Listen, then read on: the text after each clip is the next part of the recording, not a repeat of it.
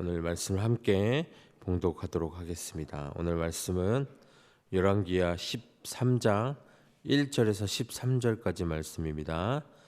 열왕기하 13장 1절에서 13절까지 말씀입니다.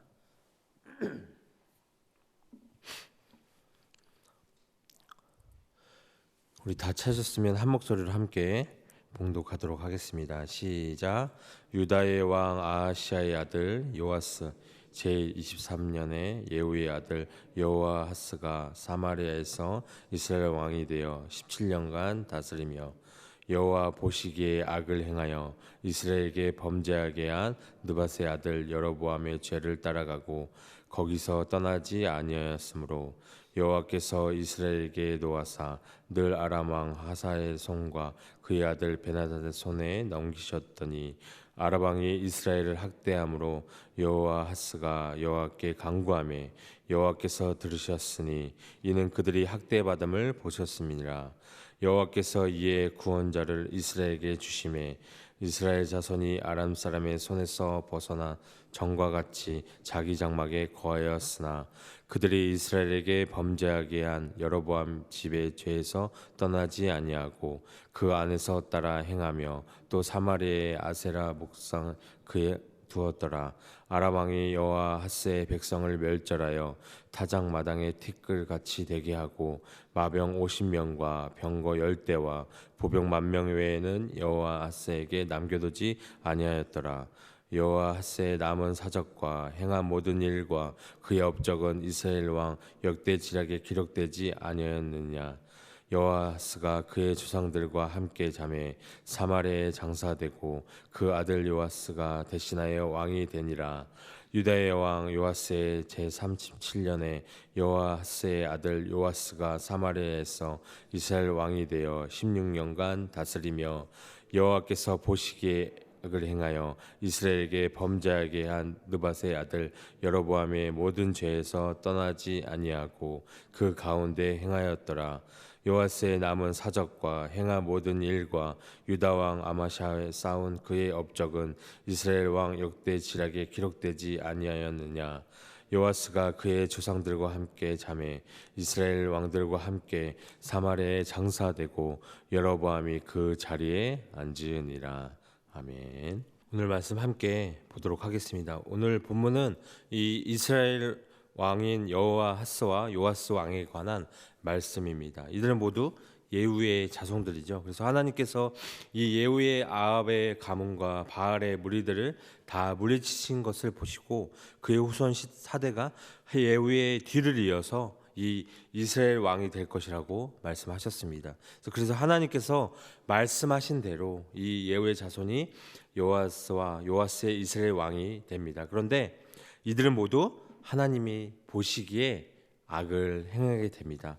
1절과 3절에 보면 13장은 이 이야기의 무대가 유다에서 이스라엘로 넘어갑니다. 그래서 유다 왕 이 아하시아의 아들 요아스, 이 요아스가 제23년에 예후의 아들 이 여호아하스가 사마리아에서 이 이스라엘의 왕이 되고 17년간을 다스리게 됩니다. 그에 대한 이 평가는 여호와가 보시기에 악을 행하였고 그다음에 여로보암의 죄에서 돌이키지 않았다는 것을 우리가 볼 수 있습니다. 그래서 여호아하스의 악행이 구체적으로 이 언급되지는 않았지만 7절에서 이 사마리아 아세라 목상을 두었다는 언급을 보면 이 이스라엘의 우상 숭배가 이 널리 퍼졌음을 우리가 알 수 있습니다.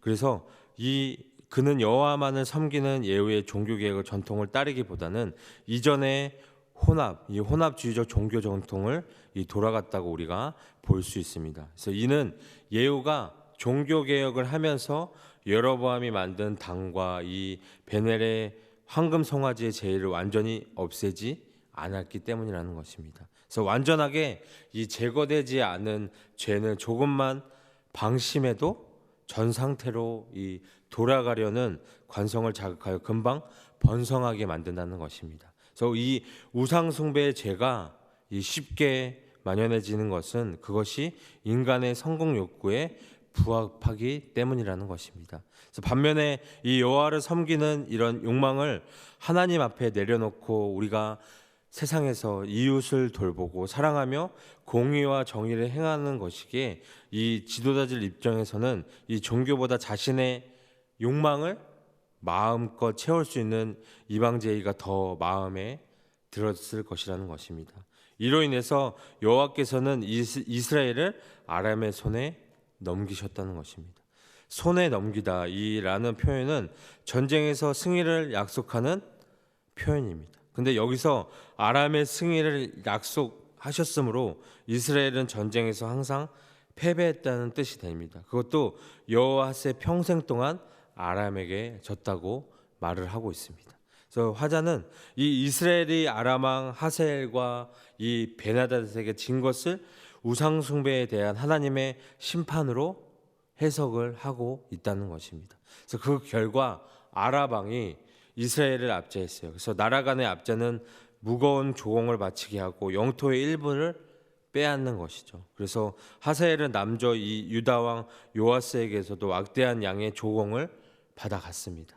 그래서 이러한 상황이 계속되자 이 이스라엘은 경제적으로나 사회적으로 정말 피폐해져 갈 수밖에 없었던 것입니다. 그래서 군사나 경제적 부담은 모든 백성이 져야 했기 때문에 이 백성들의 삶 역시 황폐해졌을 것이라는 것입니다. 그래서 자신의 이 무능함과 절감함, 이 여호아스의 왕은 하나님의 자비하심을 간절히 구합니다. 그러자 하나님께서는 이들의 간구를 들으십니다. 4절과 5절에 보면 이 아람 군대가 계속해서 이스라엘을 공격하자 이스라엘의 피해와 고통은 이루 말할 수 없었습니다. 그래서 이 이스라엘은 많은 피를 흘리고 너무도 고통스러웠어요. 그래서 이때는 그가 섬기는 아세라 목상이 조금도 그에게 도움을 주지 못했다는 것입니다. 이때야 비로소 여호아스 왕이 여호와 하나님, 이 하나님께 나아가서 이 환난에서 벗어나게 해달라고 간절히 기도했습니다. 근데 그동안 수많은 우상을 섬기고 하나님을 무시했던 이 여호아스이지만 이 위급함과 고통 가운데서 하나님을 찾고 긍휼함을 구하였다는 것이에요. 그래서 하나님께서는 하나님이 보시기에 이 악했던 여호아스가 겸손히 낮아지는 모습을 보고 노하심과 징계를 멈추셨다는 것입니다. 그리고 이 이스라엘에게 자비와 긍휼을 베푸셔서 구원자를 보내서 아람 왕의 손에서 벗어나게 하시고 전과 같이 평화롭게 하셨다는 것입니다. 그래서 하나님은 아무리 악한 자라도 회개하면 긍휼을 베푸시는 주님이시라는 것을 우리가 꼭 기억하셨으면 좋겠습니다. 출애굽기에 보면 이스라엘 백성이 애굽의 노예 살에서 부르짖어 기도합니다. 그래서 하나님은 그들의 부르짖음을 들으시고 그들에게 구원자 모세를 보내셔서 구원하셨어요. 이 사사기에 보면 이스라엘 백성들은 대적의 고통을 당할 때마다 하나님께서 부르짖어 기도를 합니다. 하나님은 그들이 부르짖어 기도할 때마다 구원자 사사를 보내어 구원하셨다는 것을 우리가 말씀을 통해서 잘 알 수 있습니다. 그래서 6절과 7절에 보면 이스라엘 백성이 멸절당해서 타작마당에 티끌같이 이 흩어져 온 나라 마병 50명 그리고 병거 10대 보병 1만 명 외에는 남아있지 않는 초라한 형편이 되고 말았습니다. 그래서 요아스가 여전히 여로보암의 죄에 머물러 있었기 때문이라는 것입니다. 우리는 이를 통해서 당장 이 회개로 현실적 어려움에서 구원을 받았다고 하더라도 그것이 끝이 아니라 이 진리의 삶으로 나아갈 수 있어야 한다는 점을 우리가 말씀을 통해서 배울 수 있다는 것입니다. 이 임박한 환난을 모면하기 위해서 하나님의 도움을 요청하는 기도로는 그 사람이 진정으로 변한지 알 수 없다는 사실이라는 것입니다. 그런데도 하나님께서 이를 모르지 않으심에도 그 기도에 응답하신다는 점이 인상적이고 감사한 일이라는 것을 우리가 알 수 있습니다. 우리가 생각해 보면 우리가 정말 하나님께서 주신 그 은혜를 날마다 입고 있기 때문에 우리가 오늘 이 자리에 있을 수 있다는 것입니다. 그리고 오래 참으심으로 여전히 우리의 기도에 응답하고 계신다는 것을 우리가 잘 알 수 있습니다. 그래서 오늘 이 여호와스를 통해서 배울 수 있는 사실은 이런 모든 형편 안에 처하기 이전에 우리 또한 전적으로 돌이켜 이 하나님의 그 은혜에 제대로 반응할 수 있는 사람이 되어야 한다는 것입니다. 어두운 가운데 머무는 것이 아니라 우리가 빛을 비추시고 살아갈 길을 비추어 주실 때 반응해야 한다는 것입니다. 그렇지 않으면 우리는 여전히 어떻게 해요? 우리는 죄를 먹고 마시고 그 가운데서도 신음하며 살 수밖에 없다는 것입니다. 그래서 오늘 우리가 하루하루 살아갈 때 정말 기도 응답 이후에 마음이 바뀌어서 우리의 본인의 삶을 이어가던 과거에서 벗어나서 어떻게 주님의 뜻 가운데 반응할 수 있을지, 그리고 주님께서 주신 그 빛 가운데로 우리가 나와서 은혜의 통로로 살아갈 수 있을지 다시 한번 생각해 보고 깨닫는 시간이 되셨으면 좋겠습니다. 8절과 9절에 보면 이 여호아스 왕은 심판을 받아 죽어 사마리아에서 장사되었습니다. 그리고 그의 아들 요아스가 아버지 여호아스를 대신해서 왕위에 올라서 이스라엘을 통치합니다. 그 모든 것이 이스라엘 왕 역대지락에 기록되어 있습니다. 우리의 삶은 하나님 나라의 이 성경책에, 생명책에 기록되어 있다는 것을 우리가 잘 알아야 한다는 것입니다. 10절과 11절에 보면 열왕기하 13장 9절까지 이 북이스라엘의 11대 왕 여호아스에 대해서 이야기를 했다면 10절부터 19절까지는 이 여호아스의 뒤를 이어서 북이스라엘의 왕이 된 이 요아스 때에 있었던 일들을 이야기하고 있습니다. 이 남유다 왕 요아스가 왕이 된 지 37년째 되는 해에 이 북이스라엘의 똑같은 이름을 가진 요아스가 왕이 되었다고 말을 하고 있습니다.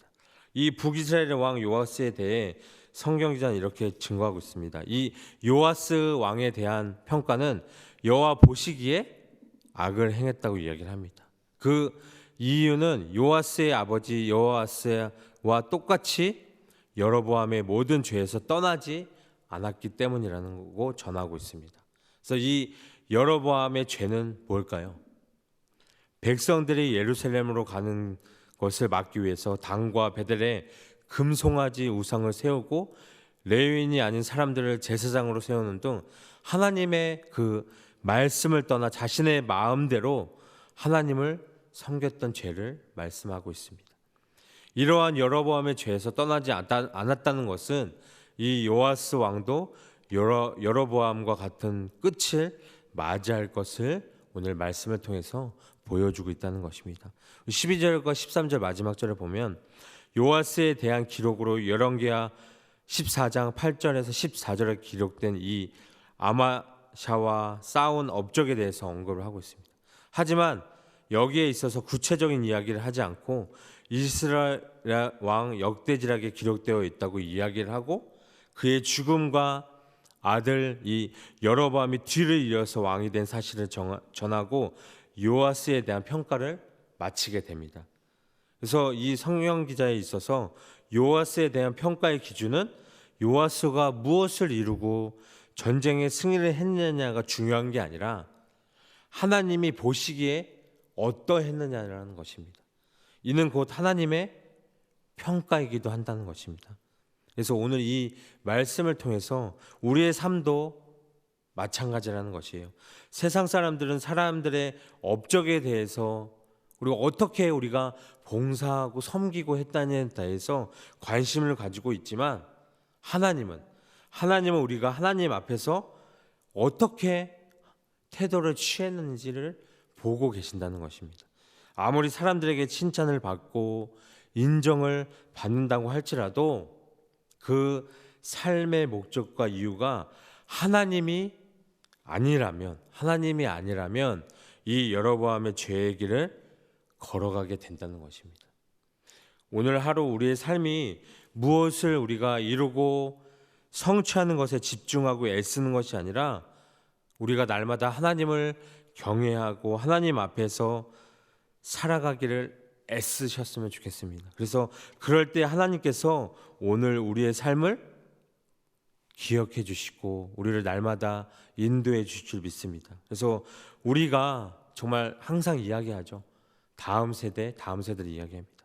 그래서 다음 세대에 우리가 보여줘야 할 것은 혈과 이 육에 대한 싸움이 아닌 영적인 싸움, 그리고 자기 성찰을 위한 싸움, 죄의 대물림을 끊어내기 위한 몸부림이라는 것입니다. 그래서 이러한 싸움이 하나님이 기뻐하시는 싸움, 그리고 다음에 남겨야 할 신앙의 유산이라는 것을 오늘 시간 잊지 않으셨으면 좋겠어요.